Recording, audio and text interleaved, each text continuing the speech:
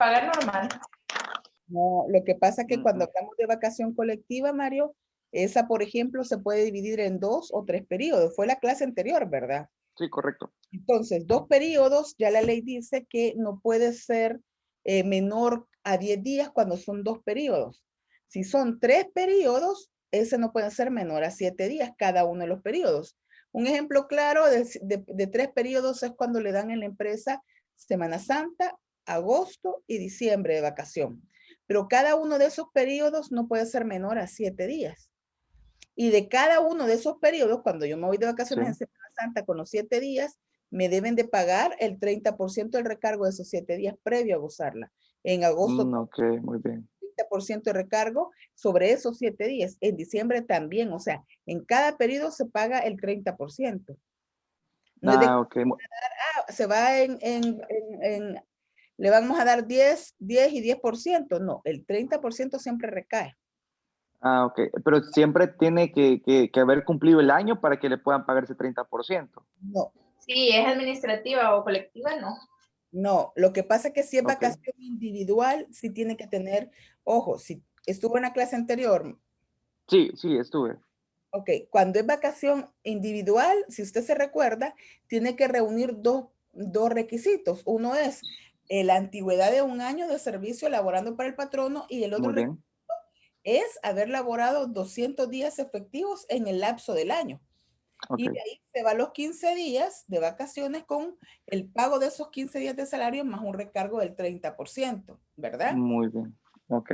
¿Cuándo se vuelve derecho adquirido ahí? Cuando yo ya tengo el año de servicio y los 200 días efectivos laborados para el mismo patrono. Ahí se vuelve. Perfecto. Y en la Muy bien. vacación colectiva, ¿cuándo se vuelve un derecho adquirido? Cuando ahí yo no tengo en la vacación colectiva, no está obligado a cumplir con esos requisitos que la individual, yo puedo tener 3 días laborando en la empresa y se van de vacación colectiva, me puedo ir perfectamente. Bueno, me nace el derecho también de irme. Ok. Cuando es colectiva, ¿qué pasa? Se vuelve un derecho adquirido cuando ya todos nos vamos de vacación y resulta que a mí me despiden. En esos días a mí me despiden y todos vamos de vacación. Ahí me nace el derecho a que me paguen también el 30% de esos 7 días de ese periodo. Muy bien. Ya me queda un poco más claro. Gracias, doctora. No, a la orden para eso estoy, Mario. Ahora bien, ¿qué otro ejemplo es de derecho adquirido? En este caso del aguinaldo, si la persona está activa al 12 de diciembre del mes, ya tiene ese derecho. Y aunque él renuncie el 13, si no se le ha pagado, pues hay que pagarse. Así es, se vuelve derecho adquirido también. Fíjense que decían por ahí el seguro social. Esa es una obligación patronal, esa no es un derecho adquirido para el trabajador, porque es una cotización, es la seguridad social, la previsión social la que se paga. Derecho adquirido puede ser el aguinaldo, la vacación anual, un bono. Imaginemos que en la empresa, por ejemplo, en la mayoría de los bancos, dan un bono a medio año en el sistema financiero. En ese momento ya estamos hablando de que ese bono puede ser un derecho adquirido todo y cuando ya haya cumplido con todos los requisitos que la ley establece o la política de la empresa establece. Porque un bono no está en el código de trabajo, está en políticas internas o reglamentos internos de la empresa. Pero si yo ya completé los requisitos y todo para tener derecho a ese bono, o yo estoy en el tiempo, no me pueden hacer a una y decir solo a fulano se le va a dar el bono y a sutano no. A todos se les tendría que dar el bono. Entonces se vuelve un derecho adquirido ese bono. ¿Alguna pregunta sobre los derechos adquiridos?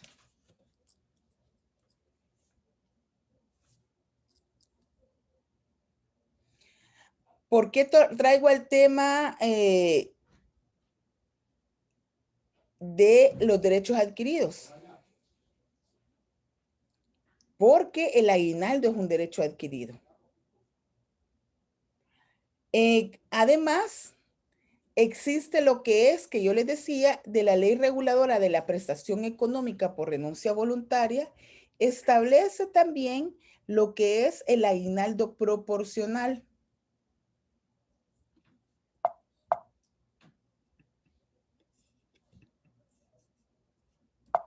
Ahora bien, cuando hablamos del aguinaldo, ya la ley ha establecido el Código de Trabajo, lo que es una tabla para el pago de este. Y el aguinaldo, de acuerdo al Código de Trabajo, nos dice en el artículo 170 con 197, los patronos estarán obligados al pago completo de la prima en concepto de aguinaldo cuando el trabajador tuviere 1 año o más de estar a su servicio. O sea, si yo tengo 1 año laborando para la empresa o más, tengo derecho a la prima completa, al aguinaldo completo de acuerdo a la tabla de la antigüedad. Los trabajadores que al día 12 de diciembre no tuvieran 1 año de servicio a un mismo patrono, tendrán derecho a lo que les pague la parte proporcional al tiempo laborado de la cantidad de que le había correspondido si hubiera completado 1 año de servicio a la fecha indicada. ¿Qué significa esto? El 197 en el inciso segundo regula ese aguinaldo para aquellos que no tienen todavía el año de servicio. ¿Y cómo se cuenta el tiempo o el año de servicio? En las empresas se debe de contar del día 11 de diciembre al 12 del año siguiente. Por ejemplo, del 11 de diciembre de 2019 al 12 de diciembre de 2020 se calcula el tiempo. Y para quien no tiene 1 año de antigüedad, por lo menos, le nace la parte proporcional. Además nos dice el 198, la cantidad mínima que deberá pagarse al trabajador como prima en concepto de aguinaldo será, primero, para quien tuviere 1 año y menos de 3 años de servicio, la prestación equivalente al salario de 15 días. Para quien tuviere 3 años o más y menos de 10 años de servicio, la prestación equivalente al salario de 19 días. Y para quien tuviere 10 años o más de servicio de antigüedad para el mismo patrono y en la misma empresa, ya le nacen 21 días de aguinaldo. Esto lo encontramos en el artículo 198 del Código de Trabajo.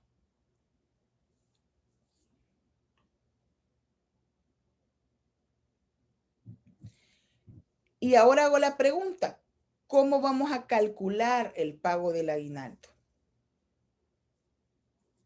Este se calcula, de acuerdo al 199 del Código de Trabajo, lo vamos a calcular prácticamente la remuneración que el trabajador debe recibir en concepto de aguinaldo. Se toma en cuenta primero el salario básico que devengue a la fecha en que debe pagarse el aguinaldo, cuando el salario hubiera sido estipulado por unidad de tiempo. O sea, si yo gano $1,000 al mes, me pagan 500 cada quincena. Con base a ese salario se va a calcular el aguinaldo al salario básico de 30 días. Si el salario básico que resulte de dividir los salarios ordinarios que el trabajador haya devengado durante los 6 meses anteriores a la fecha en que debe pagarse el aguinaldo, entre el número de días laborables comprendidos en dicho periodo, cuando se trate de cualquier otra forma de estipulación del salario. Por ejemplo, alguien que gane más comisiones o solo comisiones o salario base más comisiones. ¿Cómo vamos a calcular el aguinaldo? Se hace la sumatoria, se suman los últimos 6 meses. En un mes, por la pandemia no ganó nada, solo ganó el salario mínimo. El siguiente mes igual. El tercer mes ganó $1,000. Y así se fue. Se suman los salarios de los 6 meses y cuando nosotros lo sumamos, ese número se tiende a dividir entre 6 y ese nos da el salario básico para hacer el cálculo. Digamos que al sumarlo sumó $6,000. ¿Cuánto sería? Entre 6 serían 1,000. Con base a ese, nosotros hacemos el cálculo. Eso lo encontramos en el 199 del Código de Trabajo. Entonces, si yo tengo 20 años laborando para la empresa El Pajarito SADCB, ¿a cuánto va a corresponder mi aguinaldo? A ver, don Pedro Arias. Pónganme la cámara, ¿verdad? Yo voy a preguntarle a los que estén sin cámara. Perdón, doctora, se me cortó un poco la pregunta. ¿Si me la puede repetir? Que si yo tengo 20 años laborando para la empresa, ¿cuánto sería mi aguinaldo?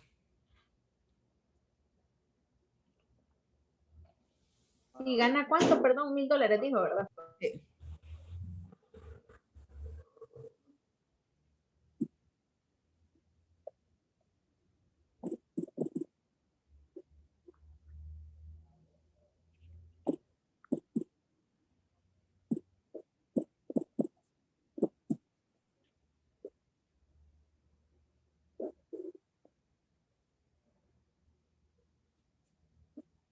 Serían $699, doctora, perdón.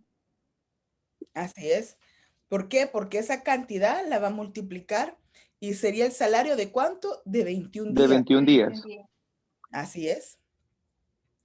Ahora bien, cuando hablamos también del aguinaldo, aquí les va a quedar en las diapositivas, y estamos hablando que cuando hablamos de reglas de cálculo de prestaciones, la vacación completa es el salario de 15 días y a eso le sumamos el 30%. Se requiere que haya elaborado 210 en el año al menos, ¿verdad? Cuando hablamos de vacación proporcional, el salario de 15 días, el 30% entre 305 por el número de días, como una regla para que ustedes lo tengan a la hora de manejar un tema de recursos humanos o en la empresa. El aguinaldo completo, 15 días, digamos si tiene una antigüedad de un año, más o menos del 3, ¿verdad? Y así 19 o 21 días, dependiendo, así nos va a dar el resultado. Lo proporcional, lo que corresponde al año completo, entre 305 días del año por el número de días laborados. Zuley. Yo tengo una consulta en cuanto a la antigüedad para el pago del aguinaldo. Siempre se aplica, por ejemplo, si hay renovación de contrato anual, se pierde la antigüedad. O se puede, o no aplica para el aguinaldo. Por ejemplo, si todos los años se renueva contrato y todos los años se indemniza al personal. Muy buena pregunta, Zuley. Cuando yo era directora de trabajo, y usted me preguntaba esa pregunta, yo le decía, la antigüedad no se pierde para efectos del pago del aguinaldo. Pero si usted está haciendo un finiquito laboral, está dando por terminado el contrato, inicia uno nuevo, ahí sí se pierde. Hay una ruptura con el finiquito. Pero O sea, hay empresas que por política mantienen la antigüedad del trabajador para efectos del pago del aguinaldo. pero entonces ya no era como política de empresa, pero si ya se está dando por terminado, entonces sí, siempre va a operar de un año, siempre va a Sí, ser los 15 días. ¿sí? No habría forma de obligarlo porque en ese caso usted ha roto la relación laboral todo y cuando, repito, haya hecho un finiquito laboral de acuerdo a como establece la jurisprudencia y dice el Código de Trabajo, o sea, confirma autenticado por notario o que ese finiquito laboral también sea en hojas de terminación de contrato del Ministerio de Trabajo. Y que no haya costumbre de empresa también o no esté contemplado en el reglamento interno. Porque también si es costumbre de empresa y no se, por ejemplo, aunque se elabore el finiquito, pero la empresa acostumbra siempre a pagar de esa forma, siempre se podría haber obligado a mantener la antigüedad para pago de aguinaldo. Así es. Ah, ya, gracias. Buenísimo. Yo tengo una pregunta, doctora. Si hay un finiquito de por medio, siempre hay, en algún momento alguien me mencionó que tenía que existir una cantidad de días entre el último día, digamos, el día que se hace el finiquito, el día que se termina la relación y el día que inicia la nueva, o podría ser el siguiente día.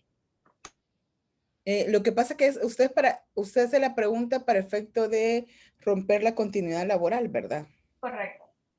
Fíjense que sobre ese tema, dependiendo del criterio de cada juez, se puede considerar que algunos consideran de que había que hacer una ruptura de 3 días, pero ahí cada juez lo aplica distinto. Basta con que exista un finiquito laboral, porque con el finiquito se exonera de cualquier responsabilidad laboral. A mi forma de ver, el finiquito es la clave, es la ruptura.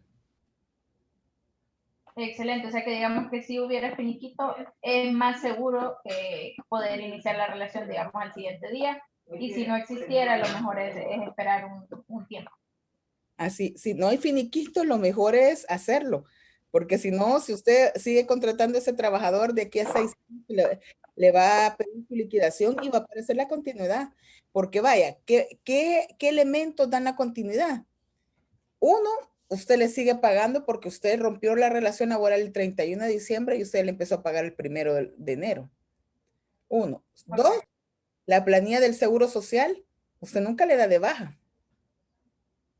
Aunque usted deje de pagarle 3 días al trabajador, la planilla del Seguro Social no le dio de baja. Ya con eso probó que hay continuidad laboral del trabajador. Sí. Y si a eso le agregan Seguro Social, AFP, y si a eso le agregamos que si nosotros le dejamos de pagar 3 días al empleado, ¿qué estamos generando? Una falta de incentivo laboral. Y estamos generando un problema interno que nos va a resultar con una molestia del trabajador y ya no va a laborar igual, ¿verdad? Ojo con los mensajes que se mandan a veces. Claro, claro. Otra consulta en cuanto al finiquito, ¿existe una forma de, o sea, un procedimiento establecido por el Ministerio de Trabajo para poder elaborarlo o se puede hacer de manera normal, o sea, sin mayores formalismos? El Ministerio de Trabajo no tiene nada que ver ahí. Ajá. Lo único que puede hacer el Ministerio de Trabajo es concederle las hojas de terminación de Ah, contrato, eso. que Pero es entonces digamos que serían como un doble respaldo. la hoja de terminación de contrato hace las veces del finiquito. Y Ah, esas ya. también las da en los juzgados de primera instancia, también las dan. Pero ¿qué pasa con la hoja de terminación de contrato? Usted manda al trabajador porque es personal. Usted lo manda a traer la hoja de terminación de contrato y viene el trabajador cuando la manda a traer, pasa y ya lo asesoran. Y ya empieza, mire, pase aquí y de repente le llega una solicitud de conciliación o le llega Termina poniendo una, sí, una denuncia del ministerio. porque a veces los trabajadores solo dicen, no, y lo despidieron, pase por aquí, ahora pase por aquí, de puerta en puerta. Además, ahora con la pandemia que todo el mundo se anda cuidando, no escuchan a la gente, de verdad. Entonces, lo que viene a generar prácticamente es que le va a generar una contingencia a la empresa, Ya, gracias.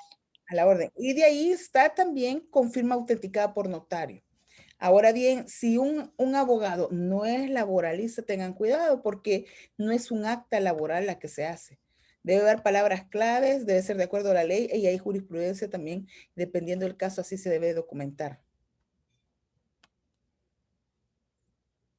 ¿Alguna otra preguntita? Doctor, a mí en el Ministerio de Trabajo me exigen que le pongan el contrato eso de la antigüedad, que diga algo para efectos de pago de aguinaldo, se mencione la fecha en la que ingresó el trabajador. ¿En qué momento se lo piden y quién se lo pide? Cuando lo revisan, me dice tiene que llevar esa parte. Bueno, yo así los he dejado porque hace un tiempo me hicieron esa observación que tiene que decir, bueno, aparte de la fecha de la renovación del contrato, tiene que decir posterior que para efectos de pago de aguinaldo, la antigüedad del trabajador es a partir de tal fecha y la fecha en la que ingresó. Entonces, yo así los he dejado, pero no afecta en nada porque nosotros pagamos un mes de salario. En el aguinaldo. Ajá, Es a una, partir de 6 meses, entonces no nos afecta en nada eso de los días, pero sí ellos hicieron esa observación que debe de llevar la antigüedad. ajá.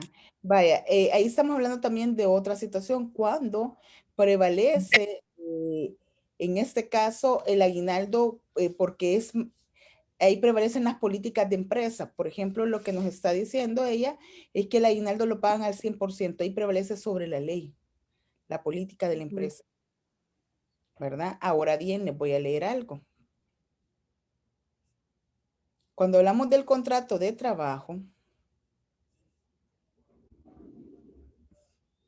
Les voy a proyectar.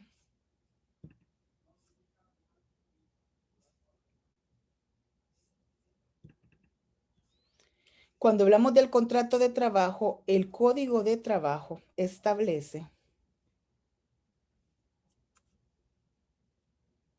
en el artículo 22, aquí si no me equivoco.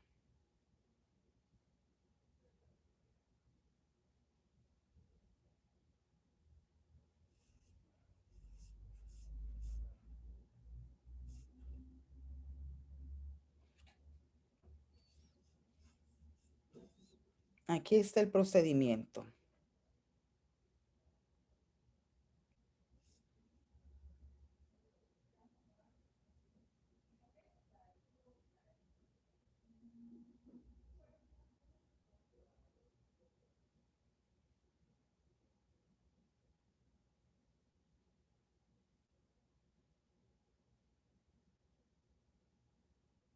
Ya les digo. Lo que pasa es que el Ministerio de Trabajo no tiene competencias para revisar el contrato de trabajo. Esas son situaciones que se las han puesto a raíz de ciertas quejas que toda la vida se han dado, que el Ministerio de Trabajo inscribe, así le llaman, inscribe los contratos de trabajo con errores de los patronos, siendo un atentado para los trabajadores. Así lo han manejado.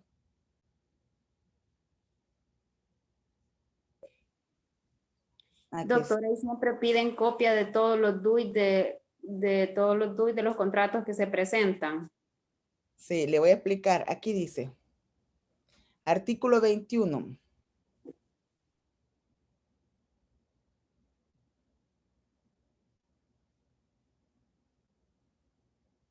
No, no es el 21.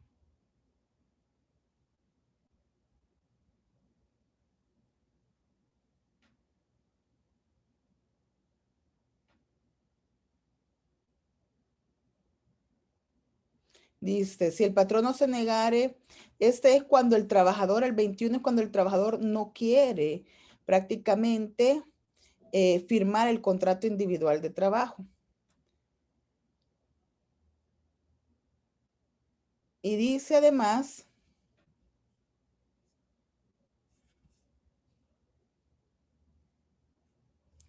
que la otra es cuando el patrono se niega a otorgar el contrato de trabajo.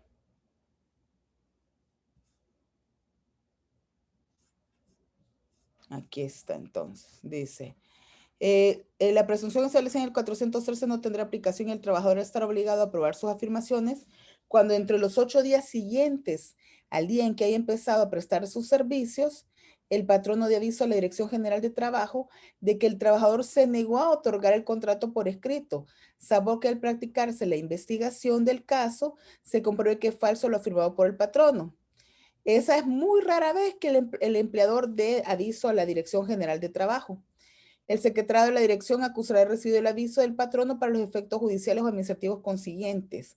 Fíjense que ese inciso está hasta de más, porque ¿qué efectos judiciales va a tener que el trabajador no me quiera firmar el contrato? Sencillo, no se le contrata. No se tendría la relación laboral, por lo cual nunca he visto yo un proceso judicial por la falta de firma del contrato de trabajo por parte del trabajador. A no ser que no se le contrate y él nos demande. Digamos, sí, nunca se le, porque él se negó a firmar, por lo cual no se le contrató, ¿verdad? Ahí sí serviría, pero yo nunca he visto un caso de ese tipo. De ahí el 22 nos dice, el trabajador estará obligado a reclamar del patrono el otorgamiento del respectivo documento dentro de los 8 días siguientes al día en que empezó a prestar sus servicios. Si el patrono se negare a otorgarlo, el trabajador deberá finalizado el plazo a que se refiere el inciso anterior, comunicarlo a Dirección General de Trabajo a más tardar dentro de los 8 días siguientes y el secretario de dirección acusará de recibido correspondiente. Si los avisos resultasen contradictorios o en caso de recibir uno solo, el director general mandará inmediatamente a practicar una investigación al lugar de trabajo, pudiendo designar a este efecto a un delegado suyo. El encargado de esa investigación tratará de todo lo que las partes otorguen en el contrato por escrito y no fuere posible, practicará las averiguaciones pertinentes a fin de establecer si él o los avisos se dieron en tiempo y cuál debe tomarse como verdadero. La resolución del investigador será tomada como cierta por las autoridades judiciales administrativas competentes. Volvemos a lo mismo. Si un trabajador, si un patrono no lo otorga, en el tiempo que yo fui directora general de trabajo, solo un caso tuvimos de que el trabajador dio aviso de que no le otorgaron el contrato de trabajo. Y en ese caso se mandó a investigar y en el momento hicieron el contrato de trabajo y quedó, o sea, no hubo ningún procedimiento alguno. Ahora bien, la Dirección General de Trabajo no tiene más facultades que las que la ley le da. Incluso la Constitución de la República ya establece que los funcionarios públicos no pueden ejercer funciones que no les competen, o sea, no pueden aplicar más allá de lo que la ley les manda. ¿Por qué les digo esto? El Código de Trabajo en ningún momento dice que está obligado el Ministerio de Trabajo a revisar los contratos individuales de trabajo. El Ministerio de Trabajo no puede hacer observaciones al contrato individual de trabajo. Si el contrato individual es una voluntad de partes, ¿quiénes son las partes? El patrono y el trabajador. Esas son las únicas partes intervinientes en la relación laboral. Es decir, que así como se presente, así tiene que quedar. No tienen ellos que decirle a uno, agréguele esto, quítele esto. Así es, así es. Lo que pasa es que en la práctica a veces uno lo hace por llenar el requisito de presentarlo, ¿verdad? Y que a veces se tiene una inspección encima o algo. Pero también ya la ley dice que solo se remitirá la tercera copia del contrato individual de trabajo. Por aquí lo dice. En caso de conflicto,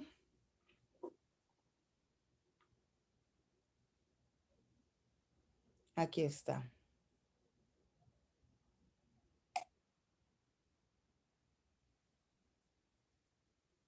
Y eso de los DUI que le comentaba, porque a mí, yo si presento 100 contratos, en enero tengo que llevar 100 copias de DUI. Es ilógico.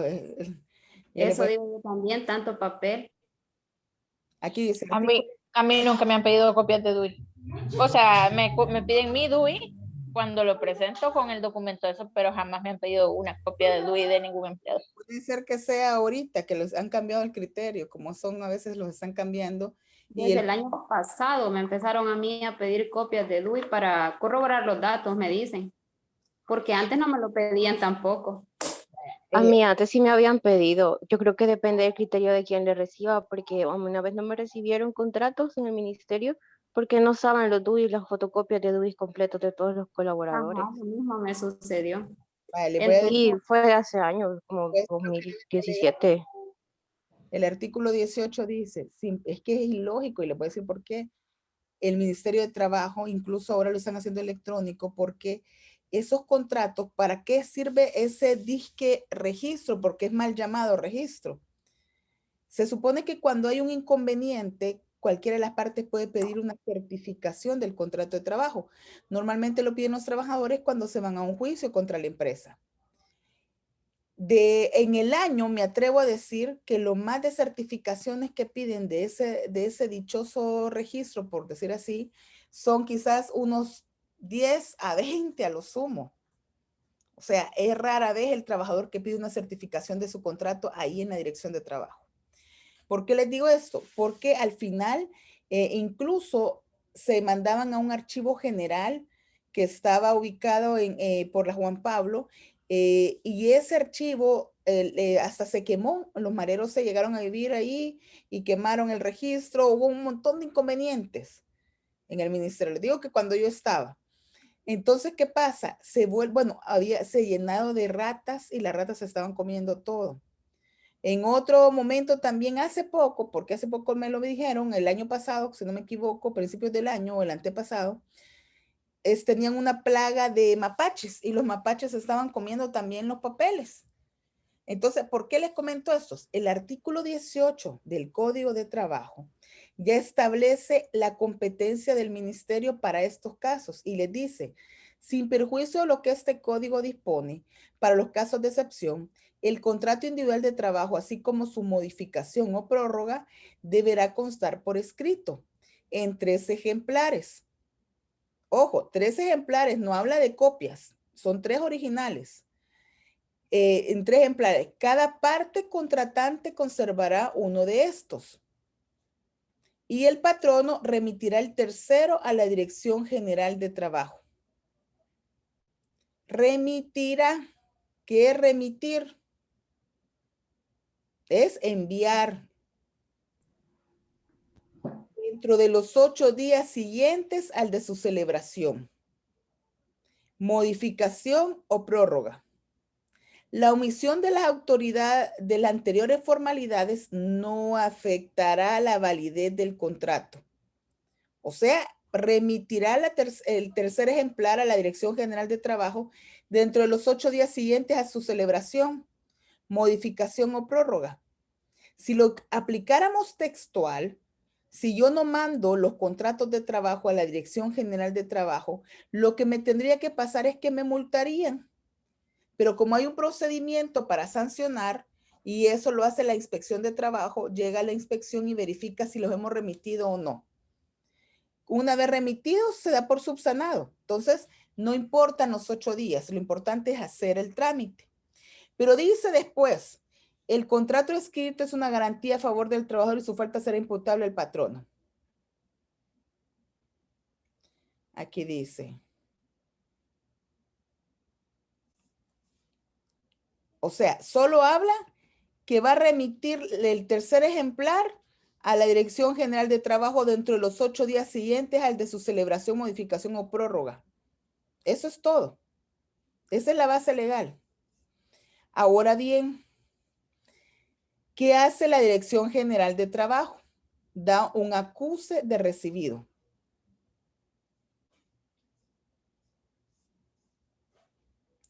El patrono dará aviso a la Dirección General de Trabajo que el trabajador se negó a otorgar el contrato. El secretario de dirección acusará de recibido del aviso del patrono para los efectos judiciales. O sea, cuando nosotros remitimos la copia al Ministerio de Trabajo, lo que nos dan es un acuse de recibido. Eso nos dan. Si no me equivoco, solo déjenme confirmar algo aquí.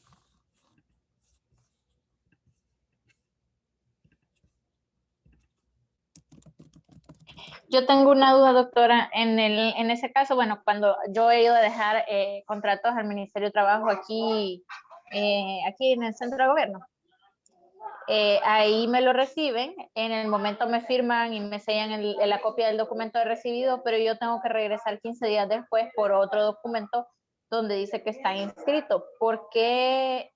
Porque, ¿para qué me sirve ese segundo documento? Es que lo que pasa es que está mal usado porque no habla de, la ley no habla de ninguna inscripción. Lo que le dan es un acuse de recibido. Eso me lo dan cuando llego, que me dan en una misma copia del documento que yo llevo en Word, ellos me firman y me sellan y me ponen ahí recibido el día y la hora. Pero siempre me dicen, venga dentro de 15 días a traer el otro documento, que realmente no sé qué es el otro documento, pero me lo dan. Le voy a decir, Yo creo que este segundo documento es el acuse de recibido, porque a mí me reciben nada más el día que lo llevo y después tengo que llegar por el acuse de recibido días después. Pero si el primero ya dice recibido, significa que ya me recibieron.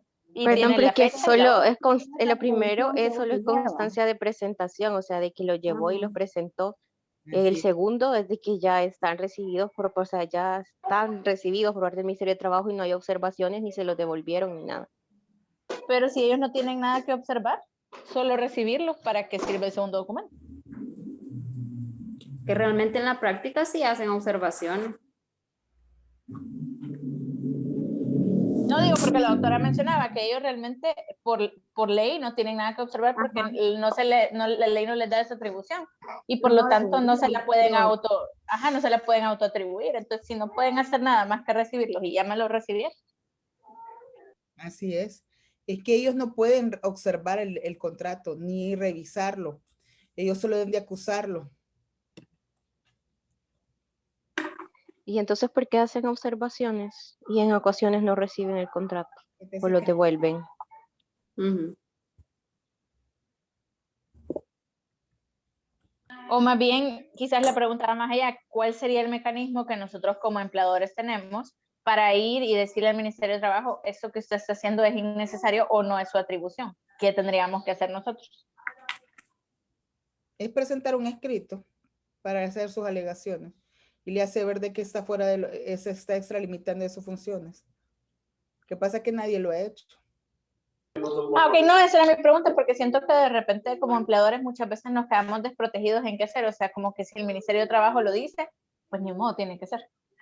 Sí, pero la base legal, o sea, si ustedes se fijan en el artículo 18, creo que eso está viendo el artículo 18, ¿verdad?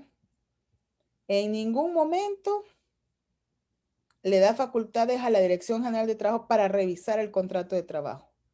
Solo dice que cada parte contratada reserva uno de esos y el patrono remitirá el tercero a la Dirección General de Trabajo dentro de los 8 días siguientes al de su celebración, modificación o prórroga. En ningún momento dice la Dirección General de Trabajo revisará el contrato individual de trabajo. No lo dice. En ningún momento. ¿Verdad? Y la parte del acuse, el secretario de dirección acusará de recibido del aviso del patrono. Aquí habla de el aviso. Pero a mí me parece que este artículo 18 le falta un apartado, fíjense. ¿Alguien de ustedes tiene código a la mano? No. Espérame, yo tengo una recopilación, ahorita la busco. Tengo.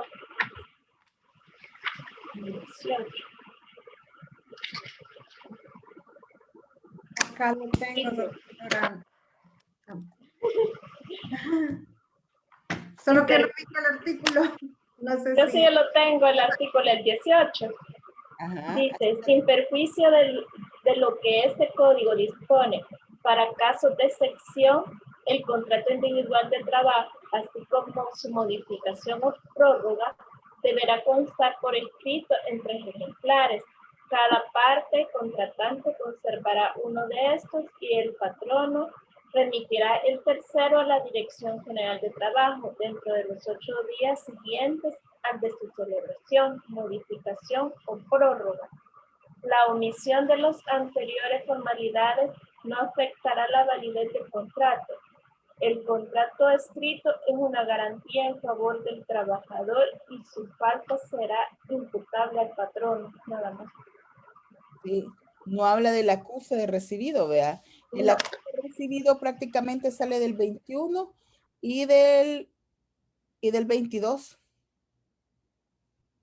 De ahí lo han tomado, porque fíjense qué dice. La presunción establecida en el artículo 403 se presume la existencia del contrato individual de trabajo. Vea. No tener aplicación y el trabajador estará obligado a aprobar sus afirmaciones. Cuando entre los 8 días siguientes al día en que haya empezado a prestar sus servicios, el patrón no dio aviso a la Dirección General de Trabajo que el trabajador se negó a otorgar por el contrato, ¿verdad? El secretario de dirección acusará de recibido del aviso del patrono para los efectos judiciales o administrativos consiguientes. De aquí se agarran sobre el tema del acuse de recibido del aviso al patrón. Pero aquí es cuando el trabajador se niega a firmar el contrato de trabajo. De ahí va el 22. Pero incluso ahí, de acuse de recibido a atribuirse observaciones y eso, digamos que es un gran paso. No hay, así es. Por eso les digo, ahí depende que nosotros nos dejemos. ¿Por qué? Porque ellos no pueden hacer observación. Yo se lo digo porque cuando yo era directora, fue lo primero que quité, que se pusieran a observar. Éramos un pasapapeles al final. Nos remitían la tercera copia. ¿Y qué teníamos nosotros? La obligación de archivarlos. Y antes era todo en papel. Ahora por lo menos llevan un cuadro en Excel. Se los van a pedir en una USB para poderlo guardar el cuadro en Excel. Para ellos llevar un mejor registro cuando les piden una certificación. Normalmente cuando se piden certificaciones de contratos cuesta darla y normalmente no se encuentran o no, y ahora si lo llevamos ordenado tal vez, pero son muy pocas las personas que piden certificación de contrato. Y con eso del DUI, doctora, me podrían negar a llevárselos también. Porque No pueden revisar nada. quieren que saque de cada expediente, porque yo Ajá. les dije que era demasiado papel para estar llevando 100 copias de DUI. Y me No. dicen que tome el DUI, la copia del DUI que tengo en el expediente. Y también es complicado, voy a estar sacando de cada expediente la copia del DUI. Fíjese, Flor, que también es lo que pasa. Ellos no tienen por qué pedirle copia del DUI. Ok. Es que, ¿con base a qué? Ni tampoco pueden revisar el texto del contrato. ¿A dónde está la competencia? Entonces, cuando se la piden, dígale, me lo puede dar por escrito y me cita la base legal porque mi jefe sí me lo pide. Tampoco podrían negarse a recibir los contratos. No pueden. Ahora bien, ¿qué se hace? Y se lo digo. Cuando la tercera copia se remite, nos dan de firma y sello de recibido. Ese no es el acuse de recibido. El acuse es otro papelito que lo firma el secretario y que dice acuse recibido de tantos contratos, que no tienen observaciones, pueden todavía. Eso no es así. Pero cuando no firman y sellan de recibido, con eso basta para la inspección. Así de sencillo. El otro que van a traer 15 días después, que es el supuesto acuse, nada. ¿Verdad? No tienen competencia. Ahora bien, cuando se dice del contrato de trabajo, en este se debe establecer incluso las prestaciones como el aguinaldo.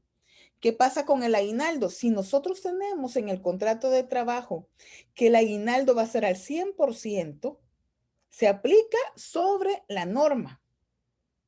Yo tuve un caso de un trabajador que la prestación del aguinaldo era al 100%, además regulaba el contrato de trabajo, la vacación anual al 100% también, y si en caso de ser despedido el trabajador iba a tener derecho incluso a su liquidación con base a todos los ingresos percibidos de acuerdo a la declaración de renta anual, y además, o sea, que tiende a ser más porque la declaración de renta agregan hasta bonos y cualquier otra cantidad. Y además, sobre eso, se le iba a pagar a este señor el 25 o el 30% sobre la liquidación. O sea, si la liquidación iba a ser con base al salario, porque iba a ser con base al salario real, y él ganaba como $25,000, era un gerente que ganaba muy bien. Para la liquidación iba a ser un salario por año completo, pero sumado aún más el 25%. A él quisieron hacerle firmar un nuevo contrato de trabajo y él no quiso firmarlo. ¿Por qué? Porque iba a ser en desmejora de la relación que él venía sosteniendo. Y eso se vuelve un derecho para el trabajador, más favorable al trabajador. El principio de la primacía de la realidad versus también lo que son el derecho indúo pro operario o lo mejor o lo más favorable al trabajador. Ahora bien, para finalizar este módulo, tenemos lo que son los incentivos laborales. ¿Qué es un incentivo laboral? Veamos. Quizás algo, doctora, algo que la empresa no está obligado a darlo, pero lo da por algo adicional, algo adicional. ¿Un ejemplo, Mario? El transporte podría ser. Transporte, alimentación. Sí, los incentivos. Una canasta básica. Así es, los incentivos no necesariamente son económicos. Puede ser beneficios. Un incentivo laboral puede ser también que el día del cumpleaños del trabajador se le da. Celebración de Día de la Madre, Día del Padre, quizás también. Así es, y esto va amarrado con la costumbre de empresa. Podría ser también, doctora, que en los meses de diciembre les den una gift card del Super Selecto, $25, por decir algo. Así es. Fíjense que yo tenía un jefe cuando yo era directora de trabajo, el viceministro de trabajo, yo siempre lo cuento porque el licenciado Subillaga fue viceministro de trabajo, y él a todos los empleados del ministerio, el día de su cumpleaños, le mandaba 2 quesadillas. Y no crean que grandotas, no, chiquitas, así. lo ponían en un cartoncito y en ese cartoncito forrado con papel celofán, no, papel de aluminio, perdón, iban las 2 quesadillitas y encima papel celofán y una tarjeta que él con su puño y letra, bueno, una tarjeta con su nombre grabado, pero con su puño y letra le ponía: feliz cumpleaños, gracias por su colaboración a este ministerio. Viceministro de Trabajo, Gerardo Sobillaga. Todos esperábamos el día del cumpleaños, el de las quesadillas que mandaba el señor viceministro. Eso no es un incentivo laboral. Él, además también, el saludar se puede volver un incentivo laboral. Son esas, yo escribí una columna, la pueden buscar, creo que está en LinkedIn y también en página web, que son los incentivos laborales no económicos. ¿Cuánto nos cuesta a nosotros poner en la empresa un muro, un cartel, un mural donde ponemos al trabajador del mes, donde ponemos al cumpleañero del mes? La inversión es mínima, pero pregúntenle a ustedes cómo se siente. Vayan ustedes a un lugar de comida rápida. Y cuando vamos, al nomás entrar, deténganse a ver al empleado del mes o de la semana. Y ahí está la foto. Y busquen a ese empleado y díganle: ¿y usted cómo se siente de aparecer ahí? Ellos se sienten como muy incentivados. O las medallas que le dan a veces, o los pines que le dan por su labor, su buen servicio, su buena atención. Esos son incentivos laborales. No económicos es cuando a la empresa no necesariamente le genera un gasto, pero que no tiene que ver con un efectivo o un dinero que se le va al trabajador. Los incentivos laborales van amarrados a la costumbre de empresa. Doctora. La costumbre, solo termino aquí y abro para preguntas. La costumbre de empresa son esas situaciones que se derivan de prácticas reiterativas. Que esa práctica reiterativa se viene a generar una obligatoriedad para la empresa.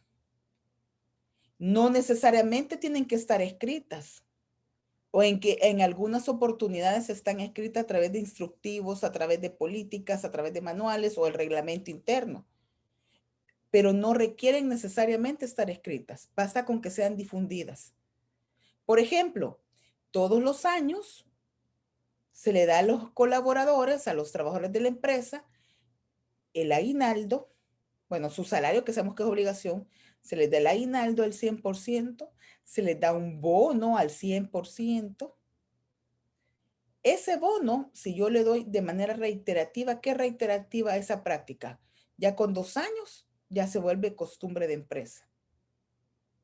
No necesariamente todos los meses, pero es anual, en diciembre. Me lo dan en junio, ¿verdad? Son prácticas reiterativas. Los incentivos laborales se pueden volver costumbre de empresa. ¿Cuál es la base legal para este tema? Y con esta diapositiva termino. El artículo 24 del Código de Trabajo nos viene a establecer que los contratos individuales de trabajo se entenderá incluidos en estos, o sea, no necesita estar escrito. Se va a entender que son parte de esos derechos y esas obligaciones laborales todo lo que venga emanado de las distintas fuentes de derecho laboral. ¿Cuáles son las fuentes de derecho laboral? Y dice el 24, los empieza a ponerle literal. A, los establecidos por este código, leyes, reglamentos de trabajo, los establecidos en los reglamentos internos de trabajo, los consignados en los contratos y convenciones colectivas de trabajo, los que surgen del arreglo directo o del avenimiento ante el director general de trabajo en los conflictos colectivos de carácter económico, los que resulten del laudo arbitral pronunciado en los conflictos a que se refiere el literal anterior y los consagrados por la costumbre de empresa. O sea, se vuelve un derecho para los trabajadores esa costumbre de empresa y una obligación para los patronos. A eso se refiere la costumbre de empresa. Otro ejemplo de costumbre de empresa es que yo le doy a mis colaboradores, a mis trabajadores, el salario de 15 días cada 3 meses.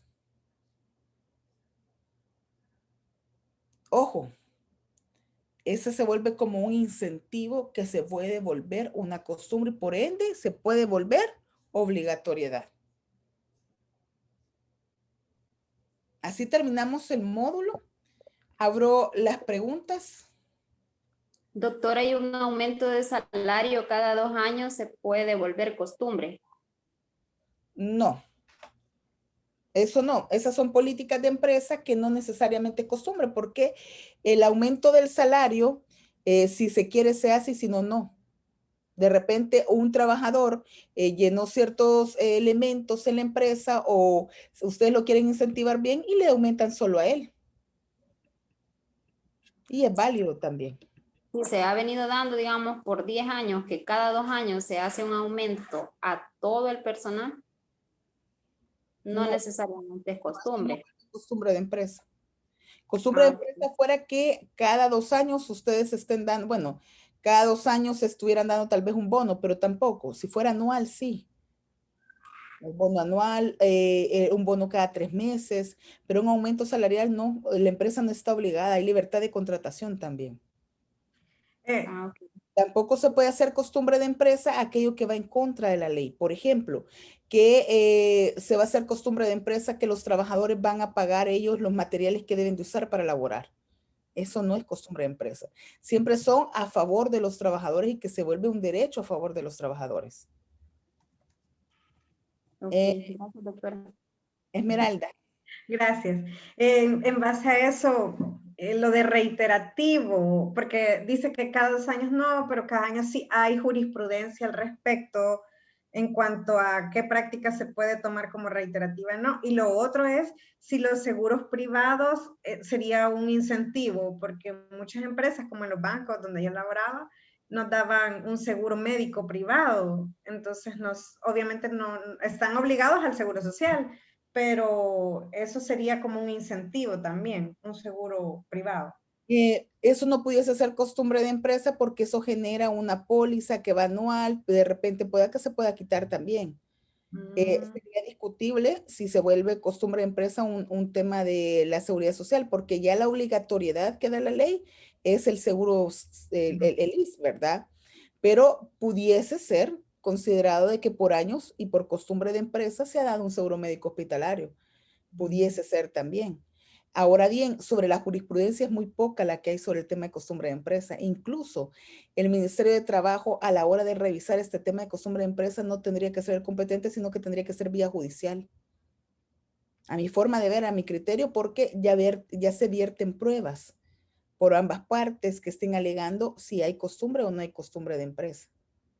Una investigación y pruebas, ¿verdad? Dependiendo del caso, lo más recomendable es vía judicial. Gracias, doctor. A la orden, Esmeralda. Hoy la veo más relajada, Esmeralda. ¿Quién más? ¿Otra preguntita? Doctora, hola. Hola. El apegarse a la ley de beneficio por retiro voluntario es meramente opcional. No es obligación del patrono, sino que es meramente opcional para el trabajador. Lógico que si la conoce y si le dicen, pues se va a pegar, ¿verdad? Sí, si el trabajador quiere se apega y si no, no está obligado. Perfecto, okay. ¿Verdad? Quiero que revisen sus notas, ya evalué todas las notas, ¿verdad? Y si tienen algún inconveniente o algo, me escriben en directo. No quiero que lo escriban en el grupo porque voy a ir revisando uno por uno, ¿verdad? Y a veces mejor me lo escriben directo, así yo reviso con el nombre completo. Y revisen también la nota del video. Las personas que defendieron el trabajo en el módulo anterior, si se recuerdan, no estaban obligados a subir el video, porque lo defendieron en frente de todos, son un promedio de 10. Entonces, revisen si les aparece la nota y si no me hacen el comentario, porque yo tengo mi listado de apuntes sobre quienes lo hicieron de manera directa, y cualquier cosa, si notas que le falten, me los hacen ver. Lo pueden ver en la plataforma cabal donde va cada una de las evaluaciones. Y recuerden que para ahora se cierra también la evaluación de este módulo número 4. ¿Verdad? Estamos a la orden, que tengan una bendecida noche, un buen provecho y estamos en comunicación. Buenas noches, gracias. Buenas Buenas noches. noches. Buenas Gracias. noches. Buenas noches.